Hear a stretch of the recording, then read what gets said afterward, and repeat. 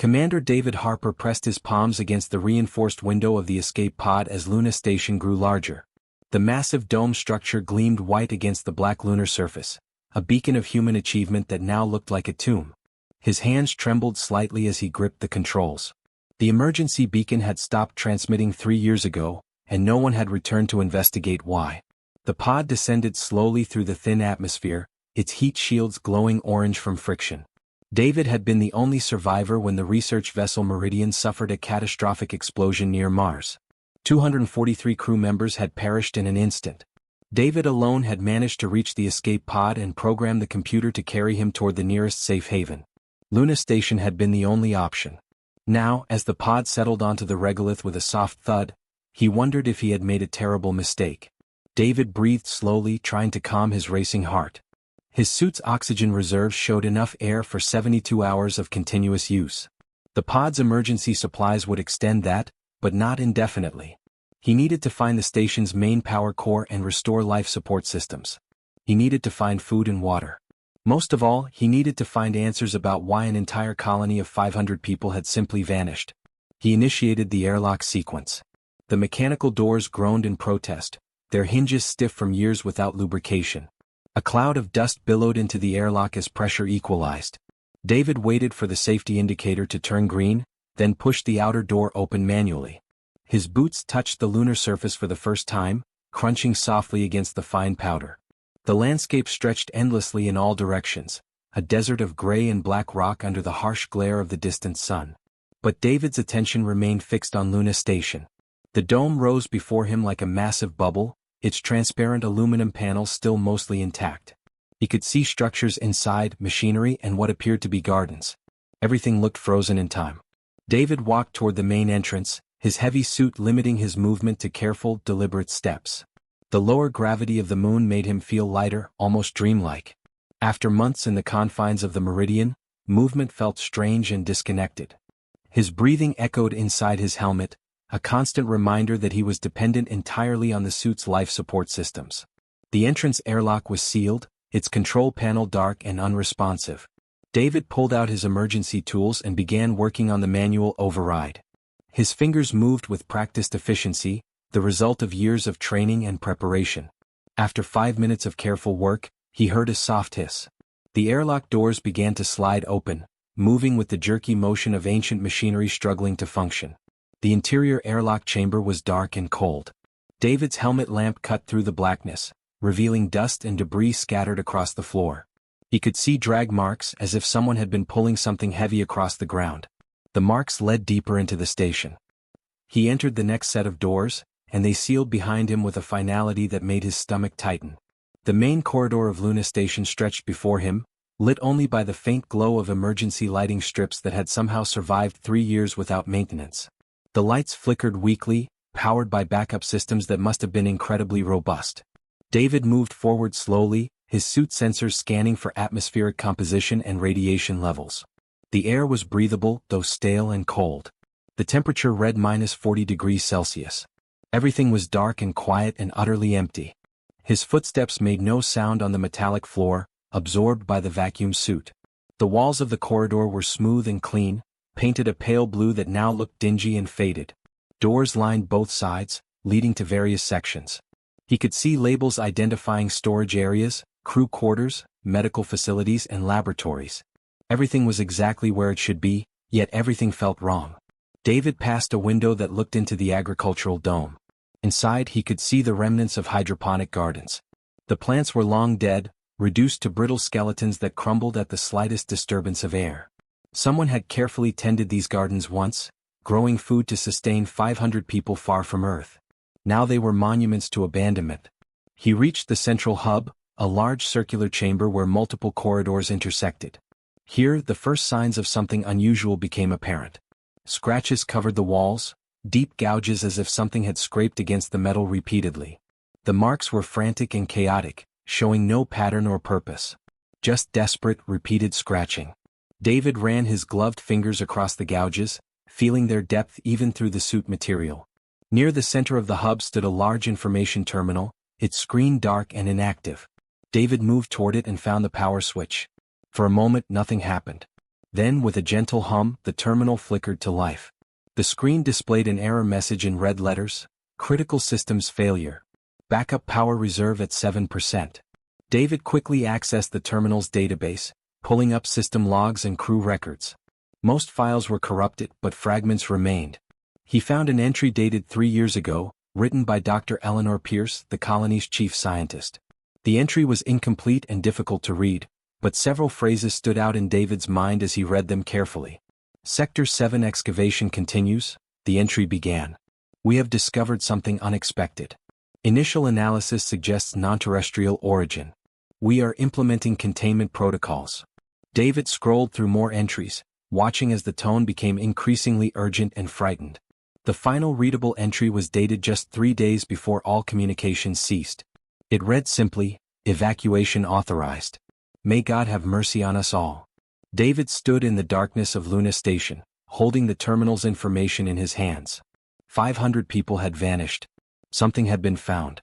Something that required evacuation. And now, 3 years later, David Harper was alone in this place, discovering its secrets one fragment at a time. He took a breath and moved deeper into the station, toward Sector 7 and the answers that waited there. David Harper moved through the crew quarters with slow, deliberate steps. His helmet lamp swept across empty bunks and abandoned personal belongings. The silence was absolute, broken only by the soft hum of his suit's life support system and his measured breathing. Dust covered everything, a fine layer that had settled undisturbed for 3 years. He entered one of the sleeping quarters and stopped. A woman's jacket hung on the back of a chair, still maintaining its shape despite years of abandonment. Beside it lay a small photograph, its edges curled and faded. David picked it up carefully. The image showed a smiling woman holding a child, both of them standing in front of Luna Station's dome. He set the photograph back down gently, treating it with the respect due to the dead. The next room was different. This one belonged to a child. David could tell immediately from the small bed and the drawings taped to the wall. The images were crude but expressive, drawn by young hands trying to understand the world around them. One drawing showed the station with stars above it. Another depicted a spacecraft surrounded by what appeared to be teeth, large and terrible teeth. David studied this drawing for a long time, feeling an unexplainable sense of dread wash over him. He continued through the quarters, cataloging what he found. Personal journals lay scattered on tables. Photographs and messages from Earth decorated the walls. In one room he found a wedding ring sitting on a nightstand, abandoned and lonely. These were not the possessions of people who had planned to evacuate. They were the remnants of people who had left in panic, taking nothing but their lives. David made his way to the central database and records room. The computers here were larger and more sophisticated than the terminal he had accessed earlier. He managed to power up the main system, and it responded with a series of beeps and whirring sounds. Files began to load on the screen, though many were corrupted or incomplete. He found what he was looking for in Dr. Eleanor Pierce's personal logs. The entries were fragmented, but David pieced together the story through careful reading. The first complete entry was dated almost 2 years before evacuation. Today we began the excavation in Sector 7, the log read. Initial surveys detected an unusual electromagnetic signature beneath the lunar surface. The team is excited about the prospect of discovering something significant. I share their enthusiasm, though I maintain scientific caution. We do not yet know what we will find. David scrolled forward through the logs. The next entries showed growing excitement and discovery. Dr. Pierce had found something remarkable buried deep within the moon itself. The descriptions were vague and technical, but they indicated something that should not exist on the moon. Something that did not match any known geological formation. The tone of the logs began to change about 8 months before evacuation. The excitement turned to concern, then to fear. David read an entry dated 6 months before the abandonment. The object in Sector 7 has begun to show unusual characteristics, Dr. Pierce had written. We initially believed it to be dormant or inactive. However, our instruments now detect subtle energy fluctuations. The patterns are rhythmic and appear to be increasing in intensity. I have recommended increased security measures and stricter containment protocols. Commander Hayes agrees that precautions should be taken. We do not yet understand what we have found. The next entries became increasingly disturbing. Dr. Pierce wrote about sounds coming from Sector 7 at night, sounds that could not be explained by machinery or natural geological activity. She wrote about crew members becoming ill, experiencing nightmares and psychological disturbances. She wrote about the containment chamber developing cracks despite being constructed of the strongest materials available. An entry from 3 months before evacuation was particularly troubling. "The object has definitely awakened," Dr. Pierce wrote. "We do not know how or why, but it is no longer dormant. Our instruments show active energy generation and what appears to be intentional movement. I have formally recommended immediate evacuation to command on Earth. I do not believe our containment systems will hold indefinitely." The final coherent entry was dated just days before all contact was lost. It was brief and written in shaky handwriting, as if Dr. Pierce had been trembling while recording it. "It has broken containment," the entry read. "We do not know what it is or what it wants. The containment chamber walls have been breached. Whatever we found in Sector 7 is no longer contained. Evacuation is authorized immediately. Command Earth has approved emergency protocols. All non-essential personnel are being evacuated. God help us all. I am sealing the lower levels. Whatever this thing is, it cannot reach the upper station and communications arrays. This is my final log. I do not expect to return." David sat back in the chair, his mind racing. The colony had not been abandoned because of equipment failure or accident. It had been evacuated because something had been discovered and it had escaped containment. Something that had forced the entire population to flee. He accessed the security logs next. The records showed that the final evacuation shuttle had departed with 374 crew members. 126 people were missing from the records.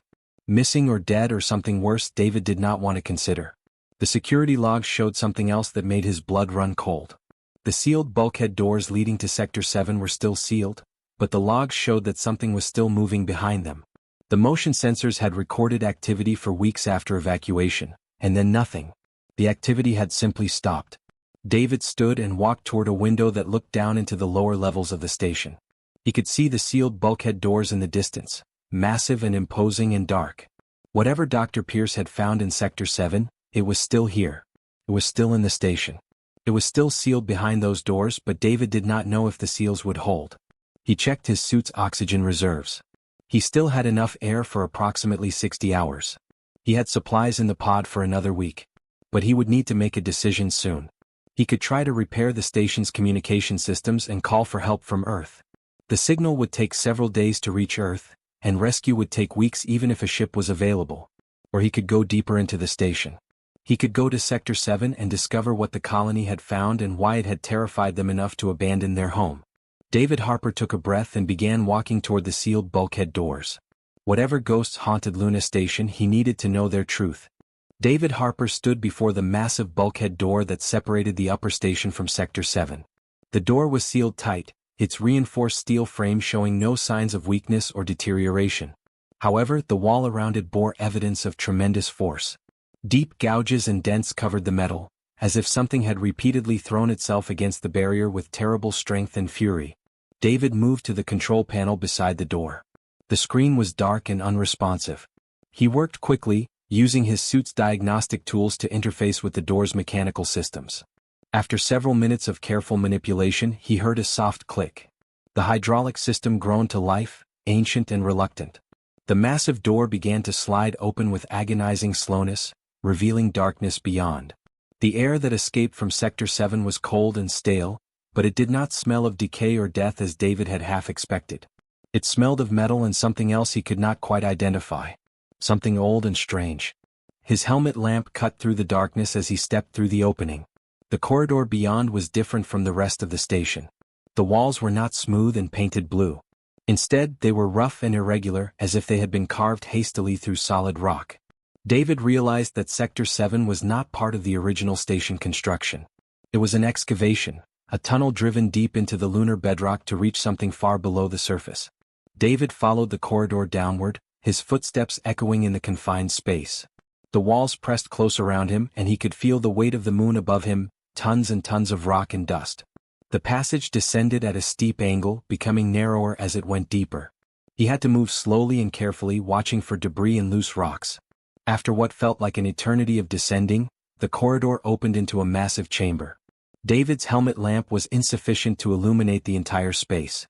He activated his suit's external floodlights, and they blazed to life, flooding the chamber with harsh white light. What David saw made his breath catch in his throat. The chamber was vast, perhaps 200 meters across and equally deep. The floor was smooth and level, clearly not natural. And resting on that floor, occupying nearly half the chamber's volume, was a ship.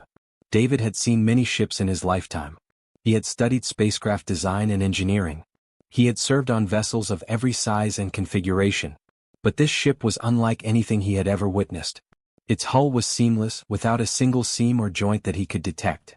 The surface seemed to shimmer and shift in his light, as if it was reflecting colors that did not quite exist in the normal spectrum.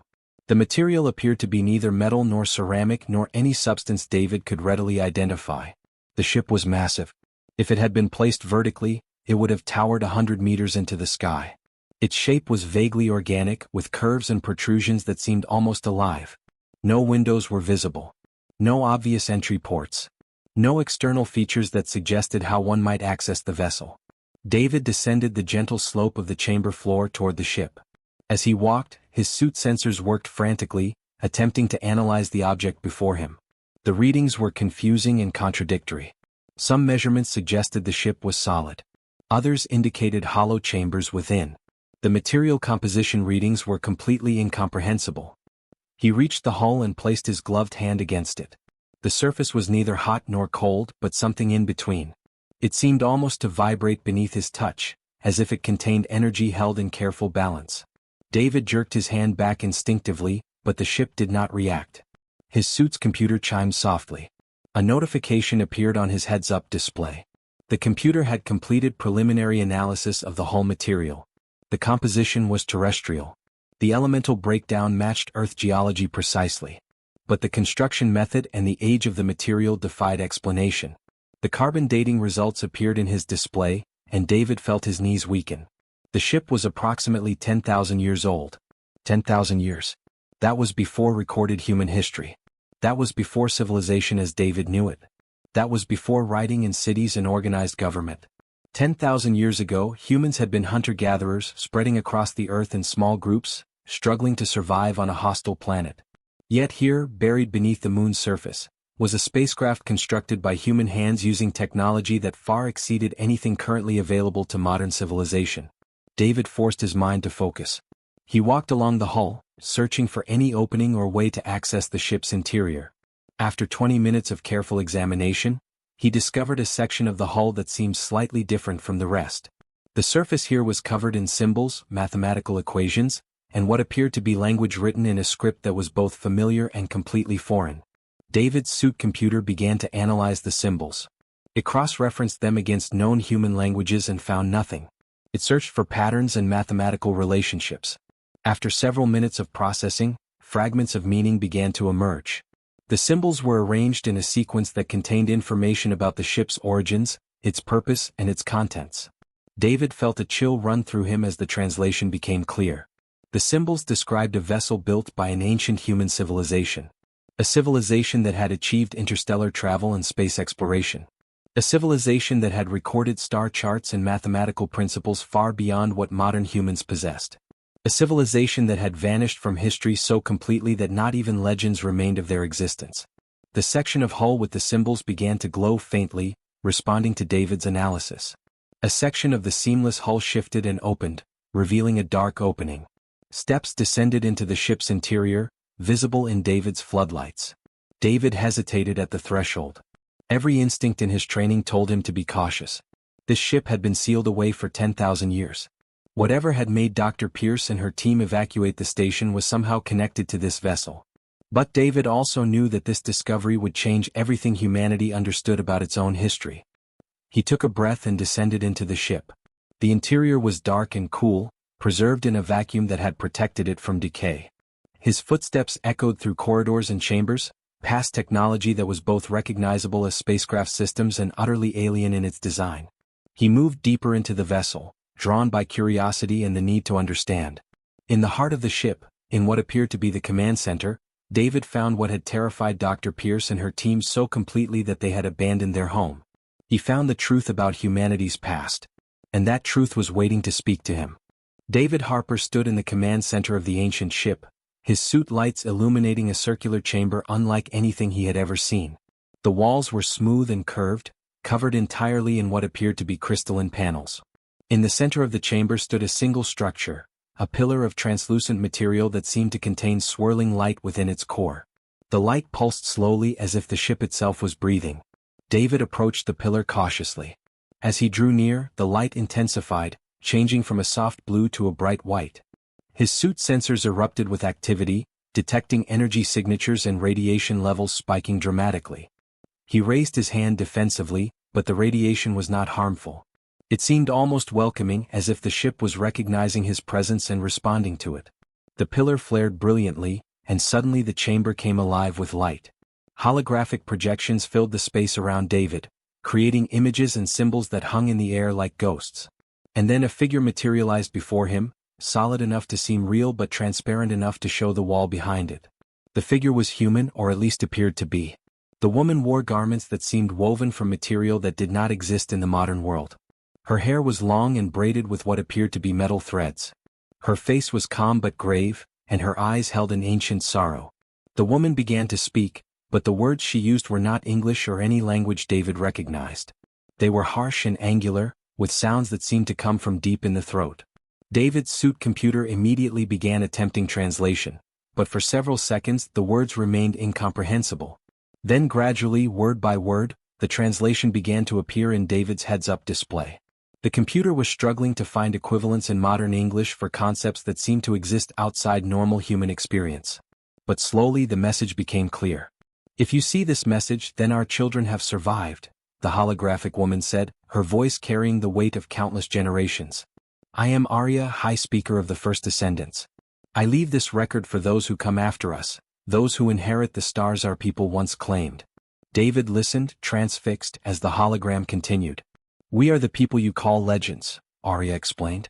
"We were human, born on Earth just as you were. But our civilization achieved what yours has only begun to dream. We mastered the power of the atom. We bent the laws of physics to our will. We built cities that floated among the clouds. We traveled between the stars as easily as you might travel between continents. We were magnificent and powerful, and we believed ourselves safe." The hologram shifted, and images appeared around the chamber. David saw visions of cities that gleamed with impossible architecture. He saw spacecraft that moved through space with grace and purpose. He saw people living in harmony with technology so advanced that it seemed almost like magic. The first descendants had been real, and they had achieved wonders. Then the images changed. The beautiful cities darkened. The gleaming spacecraft fell from the sky in flames. People screamed silently in the holographic display. Destruction and chaos filled the chamber with terrible visions. "But we were not alone in the universe," Arya's voice continued, heavy with grief. "In the depths of space, in the void between the stars, there exists a thing. A predator. A force of nature that hunts civilizations that rise above the primitive level. We do not know where it comes from or how many there are. We only know that it appears when a species reaches a certain level of technological achievement. And it destroys everything." David felt his skin prickle with fear as Arya's words sank in. The hologram showed images of something vast and terrible moving through space, consuming worlds and civilizations. It was not a creature in the traditional sense. It was more like a force of entropy and destruction, a living weapon of incomprehensible power. "We fought it with all our strength and all our knowledge," Arya continued. "Our weapons were mighty. Our defenses were formidable. But we could not defeat it. It was too powerful, too relentless, too ancient. With each battle, our numbers dwindled. Our cities fell. Our knowledge was lost. We realized with terrible certainty that we could not win." The hologram paused, and Arya's expression became resolute. Her ancient eyes seemed to look directly at David across the gulf of 10,000 years. "So we made a choice," she said. "A choice born of desperation and love for our descendants. We could not defeat the predator. But we could hide from it. We gathered our greatest minds and created a plan. We would scatter our people across the galaxy. Some would go to distant worlds. Some would hide in the deep places of the universe. And one group would return to Earth. They would be given a special gift. They would be made to forget." David's mind reeled at the implications of what Arya was describing. "We took our descendants and removed their memories of us," Arya explained. "We stripped away their knowledge of our achievements. We erased our civilization from their history. We made them primitive again, gave them no choice but to rebuild from the beginning. We did this not from cruelty but from hope. We hoped that if one group of humans could rebuild naturally, without the knowledge that attracted the predator's attention, they might develop differently. They might find another path. They might learn the lessons we could not. Arya gestured and new images appeared. David saw Earth as it must have been 10,000 years ago. He saw the remnants of the first ascendant civilization being deliberately destroyed and hidden. He saw ships carrying humans to distant worlds. He saw one final ship, the one David now stood within, being buried beneath the moon. This ship contains everything we could preserve, Arya said. Our knowledge, our history, our technology, our warnings. We hid it on your moon, knowing that someday when your people reached the stars again they would find it. And they would understand. The hologram stepped closer to David. Arya's face filled the chamber, her ancient eyes boring into his. The warning is this, she said, her voice carrying absolute conviction. The predator still hunts. It is patient and eternal. It will come again when your civilization reaches the threshold we reached. But you have advantages we did not. You have our knowledge. You have our warnings. You have the chance to prepare. David's suit computer chimed, and data began flooding into his systems. Star charts appeared. Technical specifications for weapons and defenses uploaded automatically. Coordinates materialized in his navigation database. The coordinates in your computer mark the location where the predator was last known to reside, Arya explained. It may still be there or it may have moved on to hunt other prey. But if your people unite, if you work together without division or conflict, you may have the power to stop it. You may do what we could not. The hologram began to fade, becoming translucent again as its message neared completion. You are the second flowering of humanity, Arya said, her voice growing distant. Learn from our mistakes. Unite where we were divided. Prepare where we were unprepared. And remember us, not as gods or legends, but as your ancestors who loved you enough to forget us so that you might survive. The hologram vanished completely, leaving David alone in the chamber once more. The pillar dimmed, returning to its soft pulsing light. The weight of 10,000 years of history and responsibility settled onto David's shoulders like a physical burden.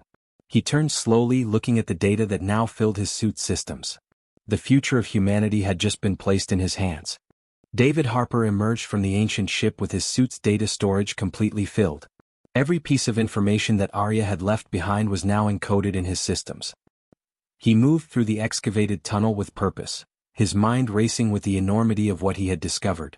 The message from 10,000 years in the past was burning in his consciousness, demanding to be shared with the world. He climbed back through the sealed bulkhead door and returned to the upper levels of Luna Station. His hands moved quickly across the communication terminal, preparing to transmit his findings to the Artemis II, the research vessel orbiting above. David knew that once he sent this message, everything would change. Governments would demand answers. Scientists would want access to the data. Military leaders would calculate strategic advantages. The unified world that Arya had hoped humanity would become would face its greatest test. David took a breath and pressed the transmission button. The signal launched into space at the speed of light, traveling toward the Artemis II in orbit. Within minutes, the first response came back. Then another. Then dozens of responses, each more urgent and demanding than the last. Military commanders wanted clarification on the weapon specifications. Scientists requested immediate access to the ancient technology. Government representatives demanded to know the exact location of the coordinates Arya had provided. Every nation that received the transmission began mobilizing, some with curiosity, others with fear, and still others with ambitions that David found deeply troubling. David sat in the communication center of Luna Station, watching the chaos unfold across the communication channels. The discovery of humanity's ancient past had fractured into 1,000 different agendas and concerns. Some voices called for international cooperation and unity. Other voices demanded national advantage and competitive advancement. Religious leaders issued statements that ranged from declarations of divine truth to warnings of heresy and deception. The scientific community split between those who wanted to study the data carefully and those who wanted immediate practical application of the ancient technology. The first real tension emerged when representatives from 3 major military powers began arguing about who should have primary access to the ancient weapon systems. One general argued that his nation's security required immediate development of the technology. Another insisted that international law required all technological discoveries to be shared equally. A third simply demanded that everyone else remain silent while his government considered its options. Within 48 hours, emergency sessions had been called in every major capital. The United Nations convened an extraordinary meeting. Scientists from every nation were summoned to participate in what was being called the First Contact Initiative, though it was contact with the human past rather than with alien life. News networks broadcast the revelations continuously, showing Aria's holographic message to billions of people worldwide. David watched and listened, feeling a growing sense of despair. This was not what Aria had hoped for. The ancient message had called for unity and cooperation, yet humanity was responding with suspicion and division. The very thing that had destroyed the first descendants, the inability to work together against a common threat, seemed to be repeating itself. Then something unexpected happened. A small group of people began organizing globally. Scientists, philosophers, and ordinary citizens started reaching out across national boundaries, forming networks dedicated to understanding Aria's message. They called themselves the Unity Movement, and their message was simple and powerful. Humanity could not survive divided against a cosmic predator. The ancient technology meant nothing if nations used it against each other instead of against the threat that hunted from the darkness between stars. The movement grew with astonishing speed. Millions of people joined in the first week. Governments found themselves facing internal pressure from their own citizens demanding international cooperation. Military leaders realized that weapons meant to fight each other would be useless against something from beyond the stars. Religious leaders began preaching messages of human unity and common purpose. Within 2 weeks, the first International Council on Cosmic Survival was established. Representatives from every nation came together, not to compete for advantage, but to discuss how humanity might prepare for the threat that Aria had warned about. It was an imperfect process, filled with disagreements and obstacles. But it was a beginning. David was invited to Earth to present his findings directly to the Council. As his shuttle descended through the atmosphere, he watched the planet below with new eyes. This world had survived 10,000 years of darkness, unaware of its own history and the threat that lurked in space. Now it was being asked to face that threat with knowledge and purpose. The council chamber was filled with the most powerful people on Earth. Prime ministers and presidents sat beside generals and religious leaders. Scientists and philosophers occupied the front rows. All eyes turned toward David as he took his place at the podium. He spoke about the ancient ship and its inhabitants. He described Aria's message in detail, explaining the warning about the cosmic predator and the coordinates that led to its suspected location. He presented the technological specifications that offered hope for defense and development. Most importantly, he explained what Aria had believed humanity needed to survive. The first descendants were more advanced than we are, David told the council. They had weapons we can barely imagine. They had knowledge that we're only beginning to understand. But they could not survive because they could not unite. They fought among themselves while the predator hunted them. Aria made the choice to let us be born again, stripped of that ancient knowledge, but also free from the conflicts that divided her people. Now we have been given a second chance. We have the knowledge and we have the opportunity to do what her civilization could not. We can unite. The chamber fell silent. Then one by one representatives began to stand. Some were moved by David's words. Others simply recognized the harsh truth that division would lead to extinction. Slowly the entire council rose to their feet. It was not agreement on everything. It was not the end of all conflicts and disagreements. But it was the beginning of recognition that some challenges could only be faced together. Over the following months, humanity began to change. The United Nations restructured itself into the Global Survival Council, with representatives from every nation working toward a unified strategy. Scientific resources were pooled instead of hoarded. Military installations were converted into research facilities.